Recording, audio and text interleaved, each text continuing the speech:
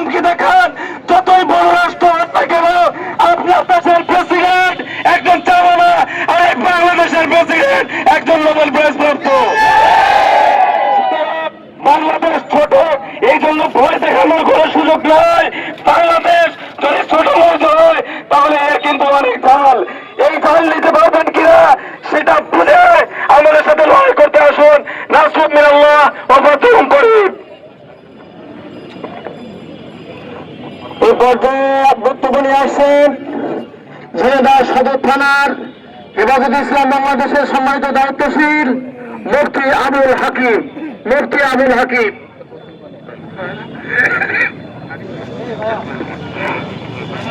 আসসালামু আলাইকুম ওয়া রাহমাতুল্লাহ।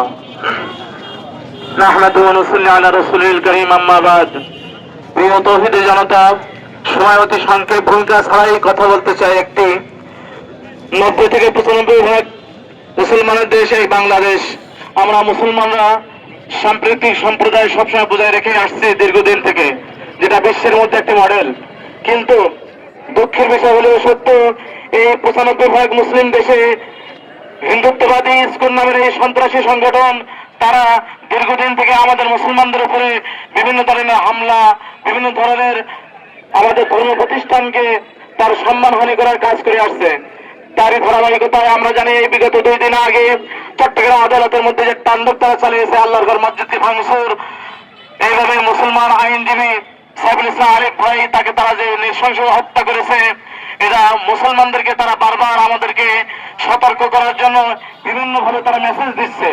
আপনারা লক্ষ্য করলে দেখবেন যে যেই দেশের মধ্যে এতটা মুসলমান, সেই দেশে হিন্দু, বৌদ্ধ, খ্রিস্টান ঐক্য পরিষদ হতে পারে, মুসলমান তাদের এই পরিষদের মধ্যে থাকে না।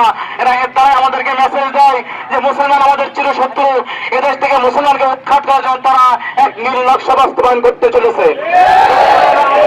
ঘুমিয়ে থাকি, যদি আমরা এখনো জাগ্রত না হই, তাহলে এমন সময় জাগবো যখন জেগেও আর কাজ হবে না। তাই আসুন আজ আমরা সবাই এক হয়ে একই সাথে সমস্ত মুসলমান যারা এক বাইতুল্লাহর দিকে ফিরে নামাজ পড়ি, যারা এক কালিমা ঈমান এনেছি, আমরা সবাই এক নবীর উম্মত হয়ে একসাথে হাতে হাত রেখে এই সমস্ত বেঈমানদেরকে এদেশ থেকে রুখে